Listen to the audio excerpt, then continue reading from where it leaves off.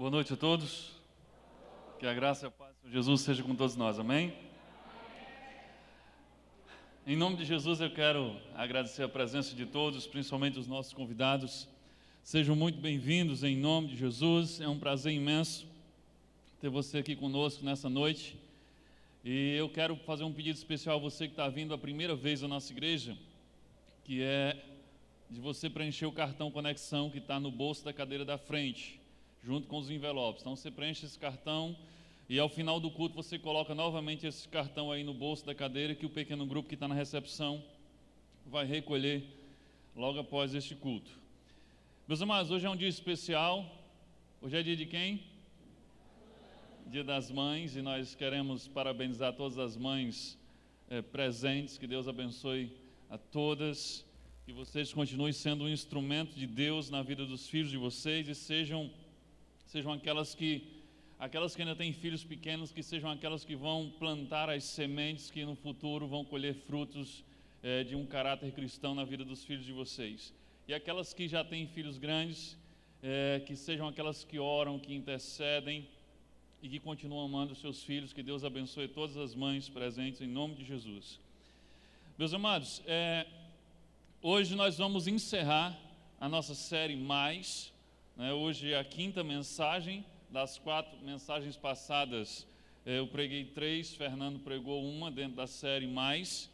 Nós já vimos, o primeiro nós vimos Mais Disponível, que foi o tema da primeira mensagem. Na segunda nós vimos o tema Mais Receptível. Mais receptível ao Evangelho, a Jesus, foi no domingo de Páscoa. Depois nós vimos Mais Vitoriosos e domingo passado o Fernando ministrou Mais Corajosos. E hoje nós vamos encerrar a série com um mais que eu considero que resume todos os mais que nós devemos buscar como discípulos de Jesus. Então o tema da mensagem de hoje, a última mensagem da série, é mais parecidos com Jesus. E aí resume tudo o que a gente precisa ser e tudo que a gente tem que buscar, que é ser mais parecido com Jesus, porque esse é o maior propósito de Deus para as nossas vidas, que nós sejamos semelhantes ao seu Filho, Jesus Cristo. Meus amados, as nossas vidas, elas são formadas de escolhas. Nós fazemos escolhas o tempo todo. Mesmo quando você não percebe, você está fazendo escolha, e até quando você escolhe não escolher, você está fazendo uma escolha de deixar que alguém escolha no seu lugar. Nossa vida é cheia de escolhas, são escolhas sérias, escolhas triviais, são escolhas que têm consequências, escolhas que não têm muitas consequências. Hoje você fez um monte de escolha antes de chegar aqui. Você escolheu vir para o culto, depois você escolheu que roupa você usar para vir, você escolheu que hora ia chegar aqui, e você fez um monte de escolhas. Então, mesmo sem perceber, nós fazemos escolhas o tempo todo. A caminhada cristã, ela também é uma caminhada cheia de escolhas. E ela começa com a escolha. Claro que começou com a escolha de Deus, como foi falado hoje aqui. Deus escolheu você primeiro, Deus amou você primeiro, mas você também escolhe responder a essa escolha de Deus e amar a Deus em troca e responder esse amor de Deus. Então, quando você aceitou o convite para ser discípulo de Jesus, então você fez a primeira escolha dessa caminhada. Você escolheu iniciar um relacionamento com Deus através de Jesus, você nasceu do Espírito, você nasceu de novo, então você fez a primeira escolha. Só que não para por aí. Nessa caminhada cristã existem outras escolhas. E a segunda escolha que vem na sequência é: que tipo de discípulo eu quero ser? Então a primeira escolha é: ok, eu quero ser discípulo, eu aceito ser discípulo de Jesus. A segunda questão é: que tipo de discípulo você escolhe ser? Porque tem discípulo de todo jeito. Tem discípulo só um pouquinho parecido com Jesus, tem discípulo muito parecido com Jesus. Que tipo de discípulo você escolhe ser? Quantos de vocês, responda só para você mesmo, mas quantos de vocês reconhecem que precisam melhorar como discípulo de Jesus? Será que você reconhece que precisa melhorar como discípulo de Jesus? Quantos de vocês estão dispostos a fazer algo para melhorar como discípulo de Jesus? Primeira coisa é reconhecer que eu preciso melhorar. A segunda é estar disposto a fazer algo para melhorar, para crescer. como discípulo de Jesus? E a terceira pergunta é: você acha que é possível alguém melhorar ou crescer como discípulo de Jesus sem fazer mudanças significativas no seu modo de pensar, na sua mente? A palavra de Deus diz que não. Paulo nos diz que não. Lá em Romanos, capítulo 12, versículo 2, esse texto você já deve saber de cor, diz o seguinte: não vivam como vivem as pessoas deste mundo, mas deixem que Deus os transforme por meio de uma completa mudança da mente de vocês. Assim vocês conhecerão a verdade de Deus, isto é, aquilo que é bom, perfeito e agradável a Ele. Paulo deixa claro que a transformação que Deus quer que aconteça e quer operar em nossa vida começa com a transformação na nossa mente. Então nós não podemos crescer como discípulos, nos tornar discípulos melhores, se nós não experimentarmos uma transformação na nossa maneira de pensar. Então, quando mudamos a forma como pensamos, nós terminamos mudando todo o restante. Quando a sua mente muda, tudo à sua volta, tudo em você muda. Então, quando você muda a forma de pensar, você termina mudando também a forma de sentir. Você também termina mudando a forma de agir. E você muda também a forma de reagir, porque agora você tem um entendimento diferente das coisas, das pessoas e das situações. Então a mudança que Deus quer fazer em nós, a transformação para nos tornar mais parecidos com Jesus, começa numa transformação completa e profunda da nossa mente, da nossa forma de pensar e da nossa forma de interpretar e entender as pessoas e o mundo à nossa volta. Então o desenvolvimento da minha condição de discípulo é o desenvolvimento da minha forma de pensar. E o desenvolvimento da minha forma de pensar é o quê? É o desenvolvimento do meu caráter. E aí está chegando onde eu quero chegar. Você nunca será um grande discípulo se você não tiver um grande caráter. Você pode se vestir como crente, falar como crente, mas se você não tem o caráter de Cristo, então você não é um bom discípulo, nem um discípulo parecido com Ele. Nós nunca seremos grandes discípulos se nós não tivermos um grande caráter. A vida, ela não é tanto o que nos acontece, mas sim a forma como nós reagimos ao que nos acontece durante a vida. E entre o que nos acontece e a forma como nós reagimos está uma coisa chamada caráter. O seu caráter é que determina como você reage diante das coisas que te acontecem na vida. Eu já contei em outras ocasiões um exemplo, mas eu sempre me lembro desse exemplo quando eu falo de caráter, de dois americanos que foram para a guerra do Vietnã e eles sofreram acidentes muito parecidos através de minas terrestres, bombas, e eles foram mutilados, eles perderam as 2 pernas e um braço. Haja mutilação. Um volta da guerra do Vietnã e se torna um viciado em heroína e destrói toda a família dele e vai ser um viciado na rua. O outro, que também havia ido para a guerra, passou pelas mesmas situações, volta da guerra do Vietnã e se torna senador dos Estados Unidos. 2 homens em situações semelhantes, passando por tragédias semelhantes, mas com destinos completamente diferentes. O que diferencia esses 2 homens? O caráter. O caráter é o que determinou que um ia ser um viciado em heroína e outro iria vencer e ser um senador da nação. Então, a vida não é tanto o que nos acontece, mas é a soma de como reagimos às coisas que nos acontecem. E o que determina como você reage é o seu caráter. Por isso o nosso foco, o foco de Deus em nós é a transformação da nossa mente. Então, muito mais eficiente do que Deus trabalhar tirando todos os empecilhos, todos os obstáculos, botando você numa bolha para que nem o mal lhe aconteça, muito mais eficiente é Deus transformar o nosso caráter, para a gente saber reagir da forma certa a qualquer coisa que nos aconteça na vida.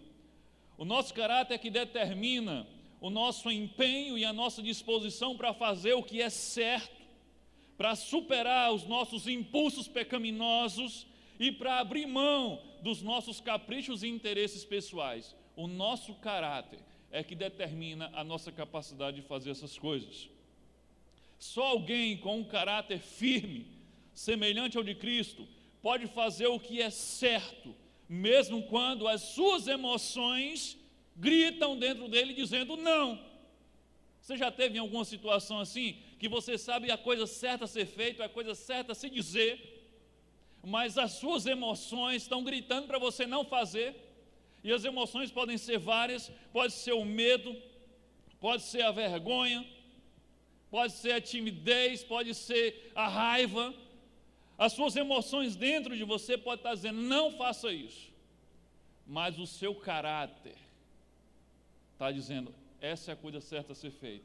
E se você tem um caráter firme, você é capaz de fazer a coisa certa, mesmo quando as suas emoções estão dizendo para você não fazer. E aí eu me lembro do exemplo de Jesus. Tem um determinado episódio, um episódio crucial na Bíblia, na história de Jesus, que todas as emoções dele estavam dizendo não. Foi no Getsemane, você sabe da história. Jesus estava no Getsemane, momentos antes de ser preso para ser levado à morte. E o que é que as emoções de Jesus diziam? Diziam, afasta-se desse cálice. Ele estava tão estressado e tão apavorado, ele mesmo diz, estou aflito a ponto de morrer, que ele chega a transpirar sangue. E a ciência hoje aprova que alguém estando num nível de estresse muito alto, mas muito alto mesmo, pode acontecer de transpirar sangue. Então as emoções do homem Jesus dizia para ele cair fora do cálice da morte. Mas aí ele consulta o Pai, Pai, se possível afasta de mim esse cálice, mas contudo seja feita a tua vontade. E no final, depois de ele orar 3 vezes, o que é que prevalece? Prevalece as emoções de Jesus ou prevalece o caráter de Jesus? Prevalece o caráter de Jesus, prevalece o caráter de alguém que tinha um compromisso, que veio aqui e se fez carne porque tinha uma missão, que era morrer pelos nossos pecados. A ideia é que se você quer ser parecido com Jesus, você tem que ser alguém que é guiado pelo seu caráter e não pelas suas emoções. Sabe, um grande problema são pessoas que são guiadas pelas suas emoções. Ele faz tudo direitinho, até que ele fique com raiva, até que fique chateado, até que fique decepcionado. E aí passa por cima de todos os seus valores, de todas as suas convicções, porque eles agem pela emoção e não pelo seu caráter, pelos valores que estão dentro do seu coração e da sua mente. Então, se você quer ser mais parecido com Jesus, você precisa ser alguém que age muito mais através e guiado pelo seu caráter do que alguém que age pelas suas emoções. Jesus agia pelo seu caráter e não pelas suas emoções. A pergunta é: como me tornar um discípulo mais parecido com Jesus? Como é que eu me torno um discípulo mais parecido com Jesus? Primeira coisa, olha só, precisamos entender que a essência de Jesus é o quê? É o amor. Eu não sei se no seu esboço está para completar. Se tiver, você já completa aí. Primeiro precisamos entender que a essência de Jesus é o amor. A essência do caráter de Jesus é o amor. Você não pode se tornar mais parecido com Jesus se não aprender a amar como Ele amou. Simples assim. Quanto mais aprendemos a amar, mais parecidos com Jesus nós nos tornamos. Aí você deve estar falando assim: mas você acabou de dizer que não é pelas emoções e amor não é uma emoção? Aí é que está o problema. O que é amor? Amor é uma emoção? É um sentimento romântico? Não. Amor é muito mais do que simplesmente como nos sentimos em relação a alguém. Amor é principalmente como nós nos comportamos em relação às pessoas. Você pode morrer dizendo que ama alguém, mas se as suas ações não demonstram isso, então não adianta você dizer que ama. Então, amor não é como nos sentimos, mas amor é como nos comportamos em relação às pessoas. Amor é a disposição de uma pessoa para ser atenciosa com as necessidades e o bem-estar de outra pessoa, independente de como você se sente em relação a ela. Acompanhou? Amor é a disposição de atender às necessidades do outro, independente de como eu me sinto em relação a essa outra pessoa. Eu vejo o tempo todo isso. Eu estou com raiva de alguém, mas aquela pessoa de quem eu estou com raiva merece que eu faça algo bom para ela, ou precisa que eu faça algo de bom para ela, mas porque eu estou com raiva, eu não faço. Isso é não amar. Amar é dizer, eu estou com raiva, mas essa pessoa precisa disso, e a coisa certa a ser feita é o bem para ela, então mesmo com raiva dela, e achando que ela não merece, eu vou fazer. Então amor é a disposição de atender às necessidades do outro, independente de como você se sente em relação a essa pessoa. Amor é algo que sentimos em relação a nós mesmos, que precisamos sentir em relação a outra pessoa. E o que é esse algo que eu falo? Querer sempre o melhor. Você não quer o melhor para você? Então amor é querer sempre o melhor para os outros. Então, para ser um discípulo mais parecido com Jesus, você precisa ter as qualidades que o amor tem. É impressionante, as qualidades de Jesus são as qualidades do amor. Lá em Coríntios, Paulo fala sobre isso, mas a pergunta que temos agora é: quais as qualidades do amor que um discípulo precisa ter para ser mais parecido com Jesus? Então é simples, se você quer ser mais parecido com Jesus, se eu quero ser mais parecido com Jesus, é só focar nas qualidades do amor, porque as qualidades do amor que Paulo descreve em Coríntios 13 são exatamente as qualidades que Jesus tinha, porque Jesus é amor, Deus é amor, e as qualidades do caráter de Jesus são as qualidades do amor. Então olha só um trechinho de 1 Coríntios, eu não sei se no seu esboço tem 1 Coríntios ou tem só Coríntios, mas se tem só Coríntios, você bota umzinho aí que é 1 Coríntios.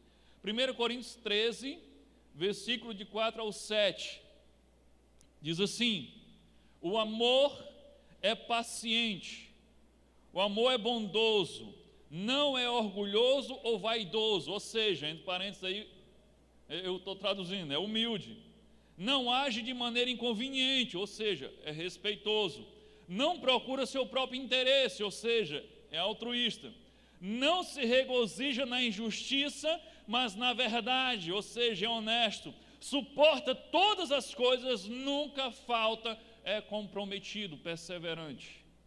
Então aqui, se você continuar lendo 1 Coríntios, você vai se encantar com as qualidades do amor.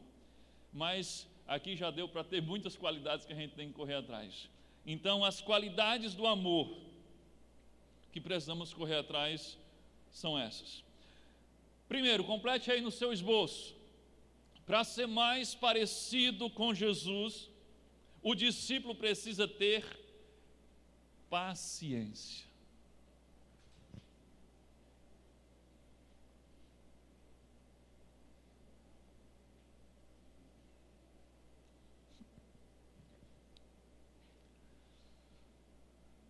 Eu tenho certeza que só eu tenho um problema com paciência aqui. Ninguém mais tem esse problema aqui, né? Para ser mais parecido com Jesus, o discípulo precisa ter paciência. E aí, nós vimos 1 Coríntios 13, versículo 4, começa a primeira descrição da primeira qualidade do amor o amor é paciente. Será que está por acaso aí no início? Acho que não.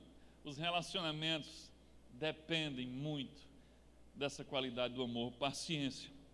O amor é paciente. Agora veja também em 1 Tessalonicenses capítulo 5, versículo 14. 1 Tessalonicenses capítulo 5, versículo 14 diz assim: rogamo-vos também, irmãos, que ademoesteis os desordeiros, consoleis os de pouco ânimo, sustenteis os fracos e sejais pacientes para com todos. Observe que para cada tipo de discípulo, ele está falando aqui a respeito do tratamento dos irmãos para com os outros irmãos. E tem discípulo aqui de todo jeito no meio do povo. E Paulo está orientando, e para cada tipo de irmão que você tem, Paulo está dizendo uma forma de você agir. Ele começa dizendo, olha, para os desordeiros você ademoesta, ou seja, você repreende, né? Você exorta os que são desordeiros, aqueles que estão fazendo coisas erradas. Para aqueles que têm pouco ânimo, ou seja, por desanimados, aqueles para baixo, aí Paulo diz, esses você consola, sabe? Você dá uma palavra de ânimo, você tenta levantar o astral dele. Aí ele tem mais o outro tipo aqui. Ele diz, os fracos, nós devemos sustentar, carregar. Não tem aquele irmãozinho que é fraco, né? Ele só vai no PG se você ligar para ele, se você não ligar ele não aparece. Esse é um fraco. Ele precisa ser carregado. Se ninguém ligar para ele, mas irmão, vai para o PG, ele não aparece. Esse você tem que carregar ele. Ele só vem para o culto se você disser, vamos para o culto. Se não disser, ele não aparece. Então, ele diz, os fracos você precisa carregar. Mas aí ele tem uma qualidade que ele diz que você tem que ter com todos eles. Ele diz, paciente você tem que ser com todos. Inclusive, para você exortar em amor, para você dar ânimo para os que andam desanimados e para você carregar os fracos, você tem que ter muita paciência. Vocês vão de concordar comigo. E é por isso que Paulo diz, e sejais pacientes para com todos. Agora entenda uma coisa, o que fala aqui paciente, essa qualidade da paciência e do amor, nesse contexto, ele está muito mais ligado ao não desistir da pessoa do que ao não se estressar com a pessoa. O não se estressar a gente vai ver mais para frente, uma outra qualidade. Mas a ideia do amor é paciente, no contexto em que coloca, é de que o amor faz com que você não desista da pessoa, mesmo ela falhando, mesmo ela vacilando, ela sendo fraca e você tendo que carregar, ela estando desanimada e você tendo que estar sempre dando uma palavra para ela se animar. Então, o ser paciente aqui, na verdade, é você ser mais perseverante em não desistir das pessoas. A palavra grega que foi traduzida por paciência tem um significado claro que diz levar muito tempo até ferver, até você esquentar e desistir.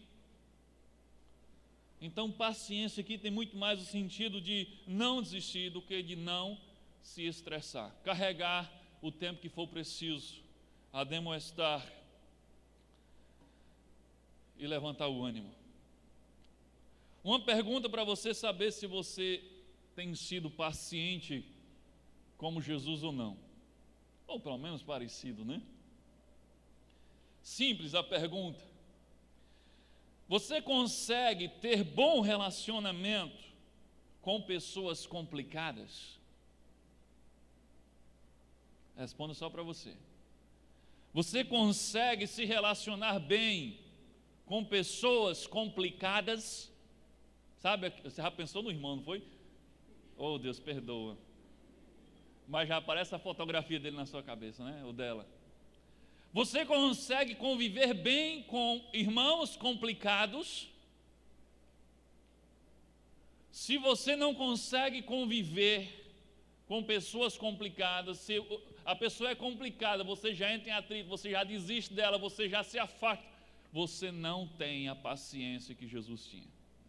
Porque pense num grupinho complicado, eram aqueles 12 de Jesus. Eram complicados. E Jesus tinha tanta paciência a ponto de transformá-los através do amor e da paciência. Então, se você é alguém que não consegue conviver bem, você só convive bem com quem é legal, com quem é amável, então você ainda precisa desenvolver esse aspecto do caráter de Jesus chamado paciência. Só quem tem o fruto do amor chamado paciência é capaz de conviver bem com pessoas complicadas. Então, se você não convive, você precisa desenvolver esse fruto do amor, esse aspecto do caráter de Jesus. Uma grande motivação para você ser paciente com os outros e com os complicados é você lembrar o quanto Deus tem sido paciente com você. Ou você acha que Deus não precisa ter sido paciente com você e ser paciente com você? Você não imagina o quanto Deus tem que ser paciente com você. Essa era a estratégia de Paulo para encontrar motivação. Paulo ele tinha plena consciência de quanto Deus precisava ser paciente com ele. Olha só, 1 Timóteo capítulo 1, versículo 16. Mas por isso mesmo alcancei misericórdia, para que em mim, o pior dos pecadores, Cristo Jesus demonstrasse o poder de sua paciência. Olha a que ponto Paulo chega. Paulo está dizendo assim: eu era o pior dos pecadores. E Paulo tinha tanta consciência de que ele era um camarada complicado, que ele diz: Deus me escolheu para usar a minha vida como uma demonstração do poder da paciência dele. Paulo está dizendo: eu era tão complicado, tão difícil, que Deus, através da minha vida, em me escolher, em me usar, Deus está demonstrando a todos o poder, ou seja, quão grande é a paciência dele para com os homens. Se você tiver a consciência que Paulo tem, de que Deus precisa ter paciência com você, e tem tido paciência com você, para não desistir de você, você vai começar a ser um pouco mais paciente com as pessoas complicadas, fracas, que estão à sua volta. Você nunca vai precisar ser mais paciente com alguém do que Deus tem sido paciente com você. Gravou isso? Eu vou repetir. Você nunca vai precisar ser mais paciente com alguém do que Deus tem sido paciente com você. Então, para ser mais parecido com Jesus, nós precisamos ter essa qualidade do amor e essa característica do caráter de Cristo, sermos mais pacientes. Segundo, anote aí no seu esboço: para ser mais parecido com Jesus, o discípulo precisa ter gentileza. É outro problema isso aqui. Para ser mais parecido com Jesus, o discípulo precisa ter gentileza. 1 Coríntios capítulo 13, versículo 4 diz: o amor é bondoso, age com bondade. Olha só o que diz Efésios capítulo 4, versículo 2: sejam sempre humildes, bem educados e pacientes, suportando uns aos outros com amor. Mas eu quero destacar aqui o bem educados. Então em Coríntios diz: sejamos bondosos, o amor é bondoso. E em Efésios diz que nós precisamos ser bem educados uns para com os outros. Isso tem tudo a ver com gentileza, agir com gentileza. Meus amados, tem até campanhas publicitárias que falam que gentileza gera gentileza, e de fato é. As empresas, as grandes corporações, elas já descobriram o poder da gentileza e elas estão tentando transformar algumas áreas da nossa sociedade através de campanhas onde incentivam a gentileza. Agir com bondade, agir com gentileza transforma o meio em que nós vivemos, e isso é uma característica do amor e do caráter de Cristo. Recentemente foram lançadas algumas campanhas publicitárias em que o foco é a gentileza, e principalmente numa área em que nós não somos muito gentis. Que área é essa? No trânsito. Eu vou passar o vídeo aí, dá para... Não sei se está aberto ali o áudio da mesa. Foi arrebatado o sonoplasta. Dá um clique aí no som para ver se está aberto, tá não?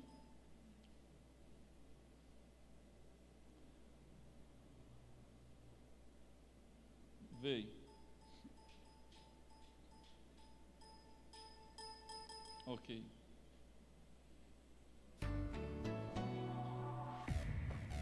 Pode abrir mais.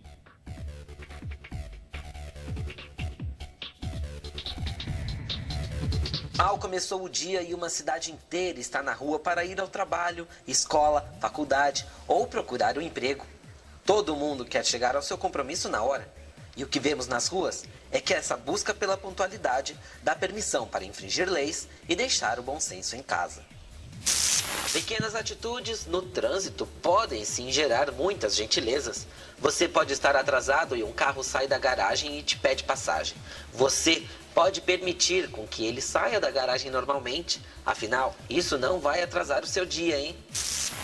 Da hora que ele está saindo da garagem, se você tiver com uma metade do carro para frente, você não tem jeito de parar. Tem que seguir em frente, não adianta nem o cara avançar, não tem jeito. Agora, se você vê que ele está saindo e atrás não tem ninguém, aí é óbvio.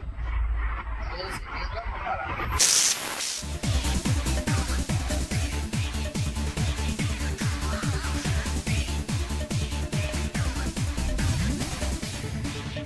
Pedestre faz parte do trânsito também.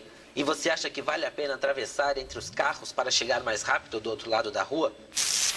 Então é mais confiável ir para a faixa e respeitar as leis. Eu procuro a mais próxima. Sim, é mais seguro.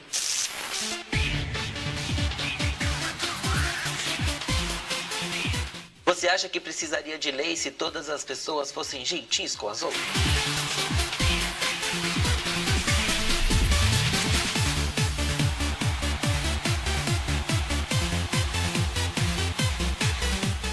Com a gentileza no trânsito, a gente pode até acabar com a velha guerra entre motoristas e motociclistas.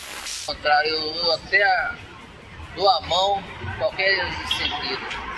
A maioria do motoqueiro também abusa demais também, entendeu? Isso que é complicado o trânsito. Não pode só culpar os motoristas, como os motoqueiros também tem uma parcela de culpa nisso aí.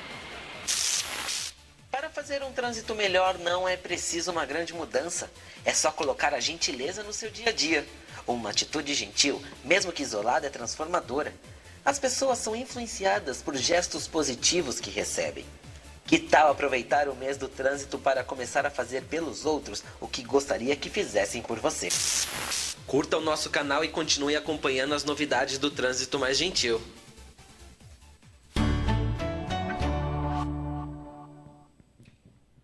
Tem um outro vídeo agora, tem um outro. Esse é bem interessante. O Armando. O Armando é um grande cidadão, faz caridade, ajuda também a extinção. No asilo ele é voluntário, deixa os velhinhos ganharem tudo no baralho. Mas o carro ele se transforma, ele vira um tremendo vacilão. Vacilão na rua não. Seja um motorista, ciclista, motociclista e pedestre consciente. Fiat, por uma rua melhor. Será que a gente tem muito Armando aqui, hein? Então as corporações, elas já descobriram o poder da gentileza e elas estão tentando transformar uma realidade caótica que é o trânsito através do uso da gentileza. Gentileza gera gentileza, faça pelos outros aquilo que você quer que faça por você. Isso é bíblico. Isso tem que ser uma campanha da igreja. Aí o Armando ali disse que ele fazia caridade, ele ajudava os velhinhos, mas quando ele entrava no carro e ele pegava no volante, ele se transformava num tremendo vacilão. E tem muitos Armandos que se dizem crente, que frequentam a igreja, que vão ao pequeno grupo, que vão à escola bíblica, mas às vezes até no trajeto de ir para a igreja e de ir para o UPG, eles se transformam em tremendos vacilões, distribuindo grosserias e falta de educação no trânsito. Já pensou se cada cristão, cada discípulo fosse gentil no trânsito? O trânsito do Brasil já seria diferente. Mas nós, quando entramos no nosso carro, nós agimos igual o Armando e os outros Armandos que tem por lá. Gentileza. Se você quer ser mais parecido com Jesus, você precisa praticar a gentileza. E a gentileza não é algo fruto do nosso sentimento humano. Gentileza é algo que provém do coração de Deus, é algo divino. Humanamente falando, nós não temos vontade de sermos gentis. Não é uma coisa natural, você não age com gentileza, você se esforça para ser gentil. Naturalmente nós não somos gentis, não é algo que está dentro de nós que nós queremos fazer. É por isso que nós precisamos de Deus operando essa gentileza em nós. Naturalmente nós somos gentis com quem? Com quem é gentil conosco. Normalmente nós tratamos bem quem? Quem nos trata bem, e nós somos grossos com quem nos trata mal. É por isso que a gente precisa buscar a Deus e buscar em Deus a disposição para sermos mais gentis. Romanos 12, 20 fala sobre isso, sobre fazer o bem a quem lhe faz o mal. Olha só o que Paulo diz aqui, Romanos 12, 20. Portanto, se o teu inimigo tiver fome, dá-lhe de comer. Se tiver sede, dá-lhe de beber, porque fazendo isto, amontoarás brasas de fogo sobre a cabeça dele. Mas olha só, a quem ele está dizendo para dar de comer e dar de beber? Ao nosso inimigo. Alguém que você não bate muito bem, ou ele não bate muito bem contigo. Ele faça o bem. Se ele está com fome, dê de comer. Se ele está com sede, dê de beber. E quando ele fala sobre amontoar brasa na cabeça dele, não é para matar ele não é brasa de verdade não. Mas você vai fazer uma reviravolta nos pensamentos dele. Você vai deixar ele confuso. É isso que o texto quer dizer. Alguém que está fazendo mal para você, que deseja o mal a você, mas quando tem uma necessidade você chega e supre. Alguém que trata você mal, que é grosso com você e você retribui com gentileza, deixa a pessoa completamente confusa. Porque normalmente quem não gosta de você e vem com grosseria para o teu lado, ela espera que você reaja até para que ela quer brigar. Mas se ela vem com grosseria para você e você responde com gentileza, a pessoa fica completamente sem ação, ela fica confusa. Essas são as brasas que você coloca sobre a cabeça de quem quer o mal para você e você faz o bem para ele. Gentileza. Gentileza é tratar os outros como você gostaria de ser tratado. É o que Jesus disse no grande mandamento: ame ao próximo como a ti mesmo. Faça aos outros aquilo que você quer que faça por você. Ame o próximo como a ti mesmo, mesmo que o próximo seja alguém que você não goste. Mesmo que o próximo seja alguém que você não goste, você precisa amá-lo e fazer o bem a ele, a bem que você quer para você. Então nós não podemos ser grosseiros e parecidos com Jesus ao mesmo tempo. Quando estamos sendo grosseiros, nós estamos danificando a imagem de Cristo em nós. Diga para a pessoa do seu lado: você não pode ser grosseiro e parecido com Jesus ao mesmo tempo.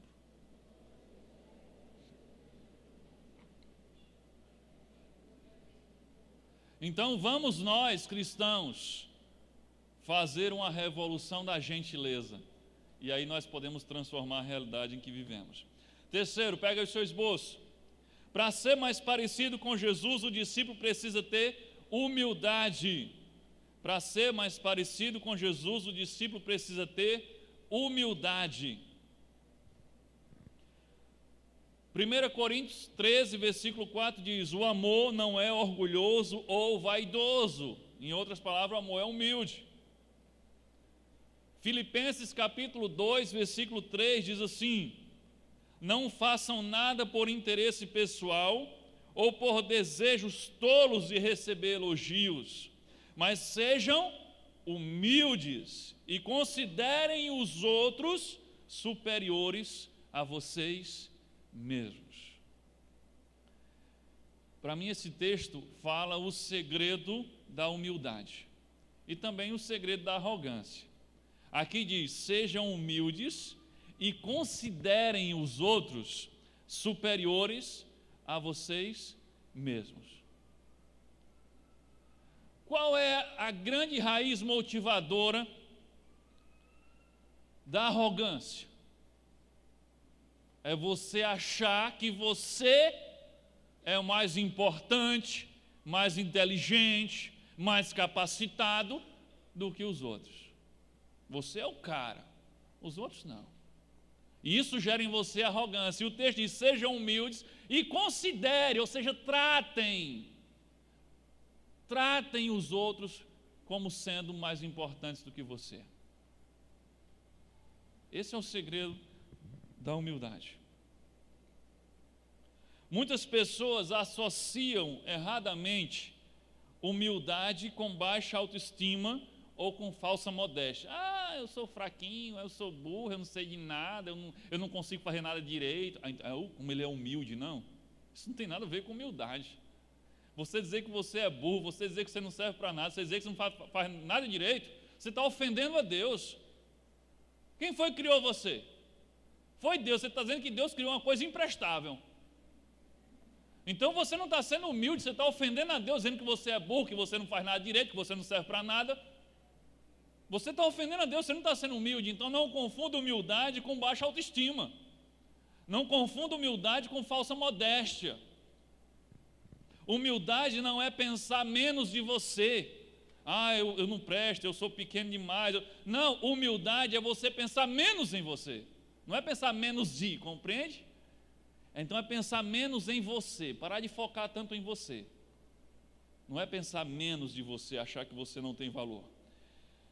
Um exemplo muito, muito bacana sobre humildade, e que para provar que não tem nada a ver com complexo de inferioridade ou autoestima baixa, inclusive eu falei sobre isso ontem numa formatura, é o exemplo de Jesus, no episódio do lava-pés, da última ceia. Isso para mim é fantástico. Eu não sei, às vezes as pessoas nesse texto passam despercebido isso, mas Jesus vai lá e faz um dos atos mais humildes da história, que é lavar os pés dos seus discípulos. Mas interessante, lá em João capítulo 13, versículo de 3 a 5, olha só como começa o texto que vai terminar com o lava-pés. Começa assim: Jesus sabia que o Pai tinha lhe dado todo o poder, e sabia também que tinha vindo de Deus e ia para Deus. Olha como começa o texto. Olha a consciência, ele diz, Jesus sabia que o Pai havia lhe dado todo o poder. Ele sabia que tinha vindo de Deus e que ia para Deus. O texto continua: então se levantou, tirou a sua capa, pegou uma toalha, amarrou na cintura.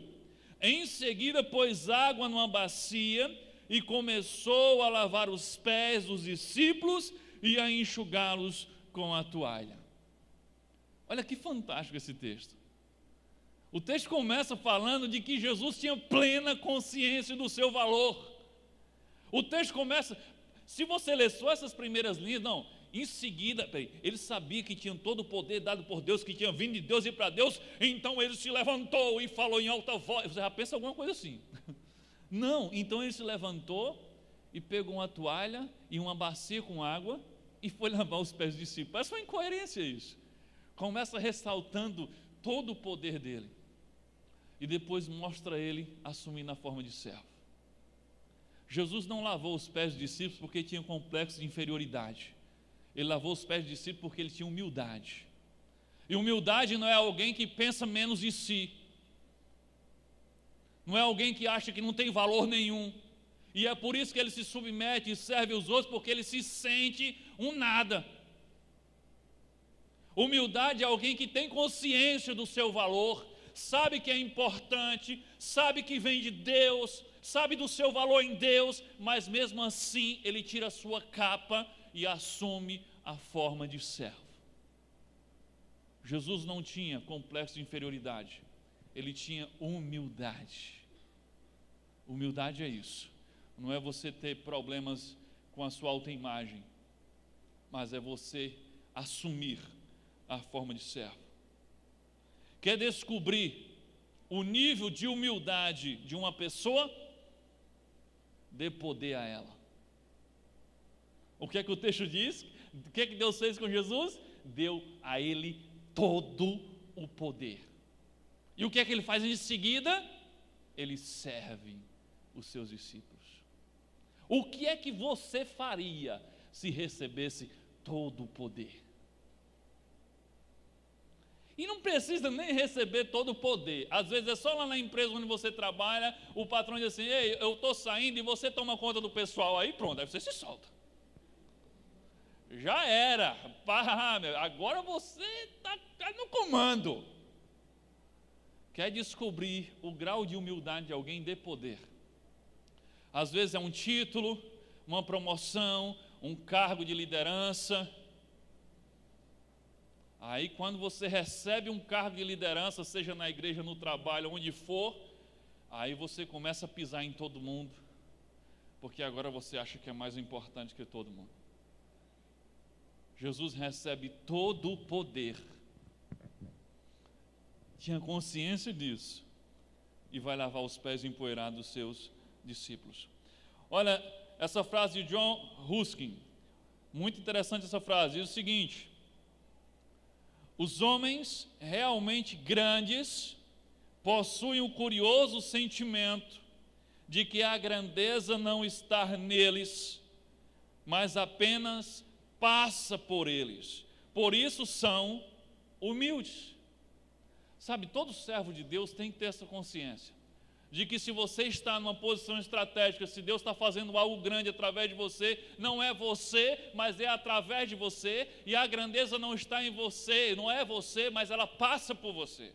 Você é o quê? Um instrumento, muito privilegiado, mas você é um instrumento nas mãos de Deus. Isso torna você humilde. Quando você tem a consciência de que a grandeza não é sua, a grandeza é de Deus, você é o quê? É um vaso de barro, cheio do ouro do Espírito, mas você é um vaso de barro. Olha essa outra frase aí de Jim Collins. Ele diz isso num livro sobre liderança. Ele diz que os grandes homens são uma mistura de humildade com ambição. São ambiciosos, mas visando o crescimento de todo o grupo e não o crescimento pessoal.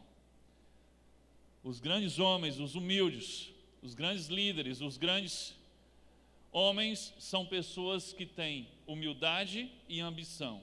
Mas que tipo de ambição? Eles querem sempre o melhor, o maior, e mais longe, e mais alto, mas não para benefício próprio, mas para beneficiar todos que estão à sua volta. Então, ser humilde não é pensar pequeno, não é ser humilde, não é não ter sonhos grandes. Às vezes as pessoas confundem isso. Você começa a falar de grandes projetos e grandes sonhos, como é arrogante, como é vaidoso, pretensioso. Ser humilde é você não focar em seu benefício próprio. Você quer coisas grandes, mas para o bem das pessoas que estão à sua volta e não em benefício próprio. As pessoas humildes, elas não pousam de sábios. As pessoas humildes, elas têm enorme facilidade de dizer assim: não sei. Ei, você sabe disso e disso? Não ouvi não sei não. É que eu vou pesquisar para saber e depois eu te digo. Sabe, os orgulhosos, eles não admitem não saber, eles inventam que sabem. Os verdadeiramente humildes, eles não tentam pousar de sábios. São pessoas que estão disponíveis, são pessoas que além de tudo estão acessíveis. Os humildes são pessoas que normalmente estão acessíveis. As pessoas podem ter acesso a ela, podem chegar perto dela, podem falar com ela. Não é porque assumiu uma posiçãozinha mais importante e aí ninguém mais pode falar com você, ninguém mais pode chegar perto de você.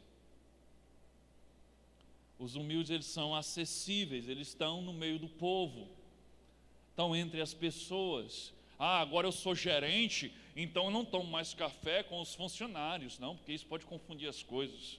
Eu tomo café agora na sala da gerência, junto com os gerentes, mas eu não misturo mais as coisas. Complicado. Você sabe, mas o mundo é assim. Eu imagino Jesus como gerente, né? E ele foi um grande gerente. Ele tomava café com quem? Com os discípulos. Ele fez a ceia com quem? E ele não só tomou café com os discípulos, ele lavou os pés dos discípulos. E por um acaso isso quebrou a autoridade dele? Não, isso deu mais autoridade a ele. Então os humildes são pessoas acessíveis. Cuidado, lembre-se, quer descobrir o grau de humildade de alguém? Dê poder. E eu sei que aqui tem muita gente capacitada, muita gente que ou já recebeu o cargo de liderança onde trabalha, ou vai receber em breve, porque aqui tem muita gente qualificada. E se você é discípulo, você deve ser alguém que sempre busca excelência no que faz. E se você tem excelência no que faz, a tendência é que você seja promovido. Como vai ser a sua atitude quando você for promovido? Ou como tem sido a sua atitude depois que você foi promovido? Será que você revelou ser uma pessoa realmente humilde ou não? Lembre de Jesus. Lembre do lava-pés. As pessoas humildes, elas sabem do seu potencial, mas não acreditam na ilusão de que são insubstituíveis. Os humildes não acreditam na ilusão de que são insubstituíveis. Não, se eu não estiver aqui, desanda tudo. Não, se não fosse então esse negócio vai fechar. Você acha que você é o furinho do creme crack. Ninguém melhor do que você. Isso é um ditado que a gente dizia lá no Ceará. Que a fábrica Fortaleza é de lá, né? Os humildes, eles não se acham insubstituíveis. Sabe por quê? Eles sabem que os cemitérios estão, assim de gente que se achava insubstituível. Pode ter certeza disso. Os cemitérios estão lotados de pessoas que achavam que eram insubstituíveis. E aí eles morreram e as coisas continuaram andando. E Deus levantou outras pessoas e outros apareceram para fazer até melhor do que eles faziam. Ora, se Moisés não foi insubstituível, Moisés foi chamado para tirar o povo do Egito, levar para a terra prometida. Quem é que dizia que Moisés não seria o homem que ia entrar com o povo na terra de Canaã? Quem poderia ousar dizer não? Tem que ser Moisés. E aí quando chegar às portas da terra prometida, Deus dá uma colher de chá para Moisés, sobe aqui no monte, dá uma olhada assim para você pelo menos contemplar de longe. Viu? Ok, venha. Já era, morreu. Aí chama o jovem Josué, agora você vai entrar com o povo. Se Moisés não era insubstituível, quem de nós será insubstituível? Então os humildes, eles têm essa consciência, eles não são insubstituíveis. Eles sabem que o cemitério está cheio de gente insubstituível, que pensava que eram insubstituíveis. Ser humilde é ser realista quanto a você mesmo. É não achar que você é mais do que você é e nem achar que você é menos do que você é.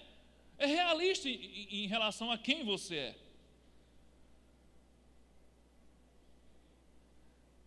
Ser humilde vai possibilitar você a ir longe. Agora, ser soberbo é uma questão de tempo para você cair. Se você for soberbo, é uma questão de tempo para você cair. Eu trouxe um vídeo de um exemplo disso, de alguém que realmente é muito capacitado no que faz. Era o melhor no que faz, mas a soberba lhe deu uma grande rasteira. Vou passar esse vídeo aí, você deve lembrar do que aconteceu com um chamado ídolo brasileiro. Apaga aí, passa aí. O que é que a soberba faz?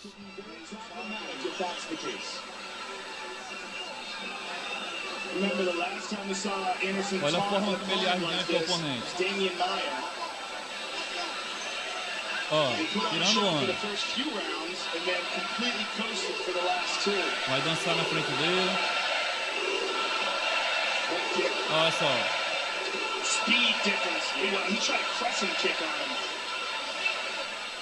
Olha só, brincando. Olha o que acontece. Já foi.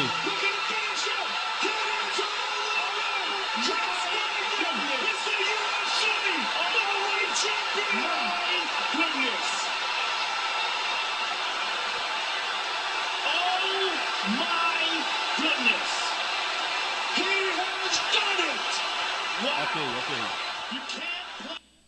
Já foi. Ele morre dizendo que não foi soberbo, ele morre dizendo que não tentou, que isso era estratégia de luta. Pode até ser estratégia soberba, de ficar dançando na frente do outro com a guarda baixa. E aí deu no que deu. Por que ele fez isso? Ele achava que era invencível. A hora que eu quiser eu derrubo ele, a hora que eu quiser eu venço ele.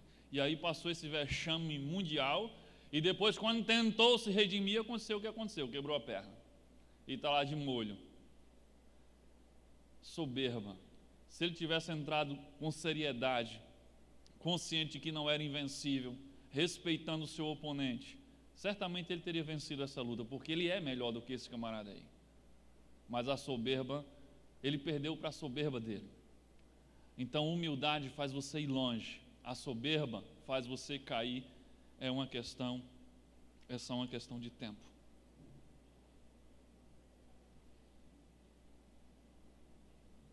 Vamos lá, próximo. Para ser mais parecido com Jesus, o discípulo precisa ter altruísmo. Para ser mais parecido com Jesus, o discípulo precisa ter altruísmo. 1 Coríntios 13:5 diz: Quem ama não é grosseiro nem egoísta. Eu quero destacar aqui, claro, o egoísta. Egoísta é o contrário de altruísta. Egoísta é aquele que foca em si. Altruísta é aquele que foca no outro. Olha só o que diz Filipenses, capítulo 2, versículo 4 e 5. Cada um cuide não somente dos seus interesses, mas também dos interesses dos outros. Seja a atitude de vocês a mesma de Cristo Jesus. Isso é altruísmo. Não cuide apenas dos seus próprios interesses, mas cuide também dos interesses dos outros e tenha a mesma atitude de Cristo Jesus, completamente altruísta, abre mão da sua vida para nos dar vida. Então, altruísmo é o oposto do egoísmo. Se no egoísmo o foco está em mim, no altruísmo o foco está no outro. O altruísmo ele é capaz de atender às necessidades do outro antes mesmo das suas próprias necessidades. Se você é altruísta e só tem um pedaço de carne e tem outra pessoa para comer, você diz, não, pode ficar. Mesmo sua barriga dizendo, eu quero dizer, não, pode ficar. Você é capaz de atender as necessidades do outro antes das suas. As mães normalmente são muito altruístas, né? Já que hoje é o dia das mães. As mães fazem isso com muita facilidade. Mas a questão é fazer isso para pessoas que não sejam seus filhos. Jesus fazia para todos. Altruísmo quer dizer um pouco menos do eu e um pouco mais do nós. Um pouco menos de meu e um pouco mais de seu. Altruísmo significa pensar um pouco menos em mim e pensar um pouco mais nos outros. E sabe de uma coisa? É relativamente fácil ser altruísta quando você está cercado de um grupo de pessoas amáveis, dedicadas e comprometidas. Não é fácil você ser altruísta. A pessoa diz para você, não, pega o pedaço de carne, é seu. Eu disse, não, pode ficar para você. É fácil você ser altruísta quando você está no meio de gente altruísta, amável, é uma maravilha. Jesus, ele era altruísta no meio dos egoístas. E se nós queremos ser como Jesus, o nosso desafio é sermos altruístas no meio dos egoístas.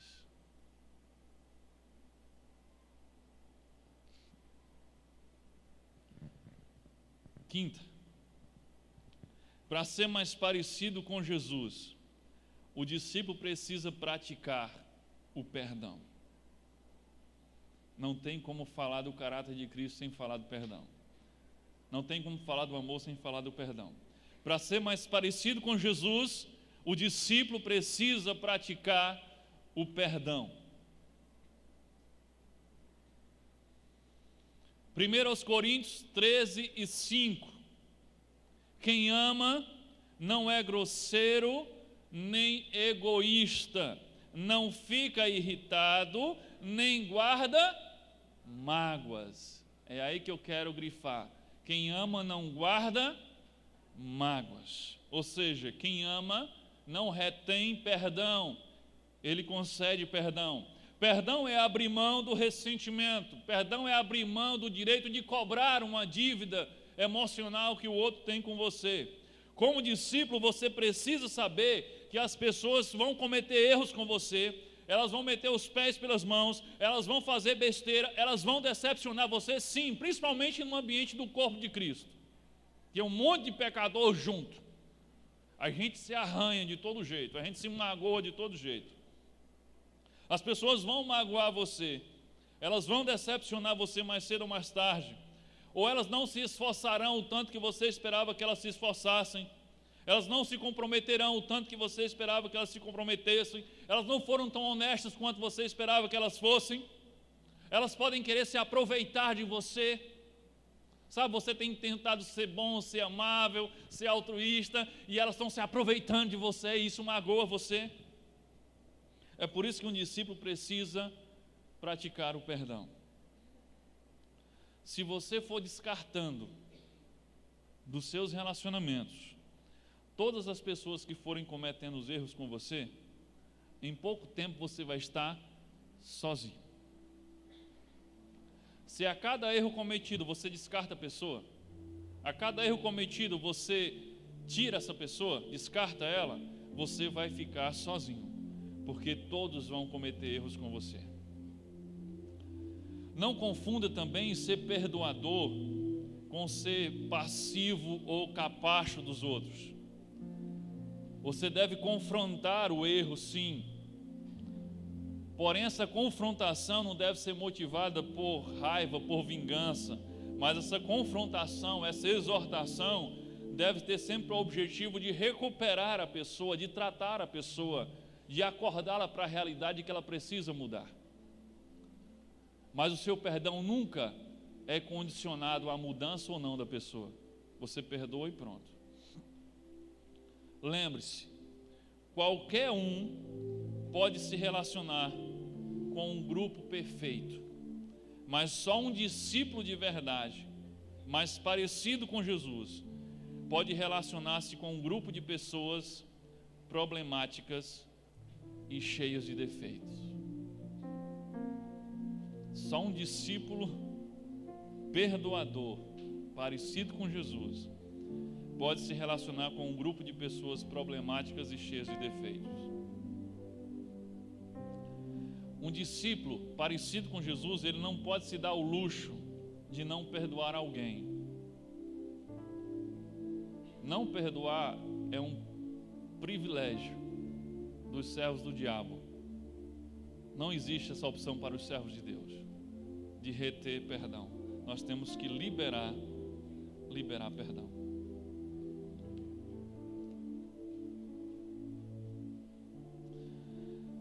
Tem uma frase, pula esses textos que tem aí, tem 3 textos, pula. Vai direto para a frase final. Diz C.S. Lewis: não percam tempo se preocupando se vocês amam o próximo. Ajam como se amassem. Vão descobrir que, quando se comportarem como se amasse alguém, dali a pouco passarão a amá-lo. C.S. Lewis disse isso. A ideia aqui que ele quer passar através disso é aquela de que amor não é o que você diz, nem o que você sente, amor é o que você faz. Então não espere se sentir bem em relação a alguém para fazer o bem a essa pessoa. Comece a fazer o bem mesmo que você não se sinta bem em relação a ela. E sabe o que vai acontecer? As suas emoções vão terminar seguindo as suas ações. Não espere sentir para fazer. Comece a fazer mesmo sem sentir, e depois as suas emoções vão seguir a sua razão e as suas ações. Amém? Que Deus nos abençoe. Feche seus olhos, fique em oração.